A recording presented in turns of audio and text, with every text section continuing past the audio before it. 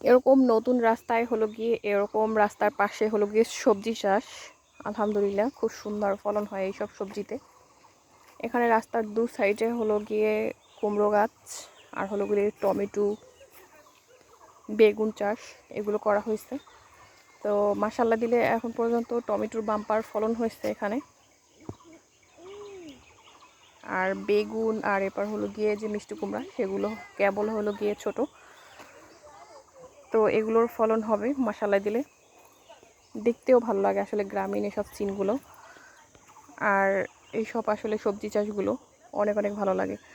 আর সবজি চাষ করতে তো আমার ভীষণ ভালো লাগে, যদি এগুলো আমার লাগানো না তারপরও দেখতে আসলে ভালো লাগতেছে আর আপনাদের সাথে শেয়ার করতেছি সেইটাই। মাশাল্লাহ মাশাল্লাহ খুব সুন্দর ফলন, যে কি আর বলবো। স্বামী সোনা উপভোগ করতেছে গ্রামীণ সিন, মাশাল্লাহ।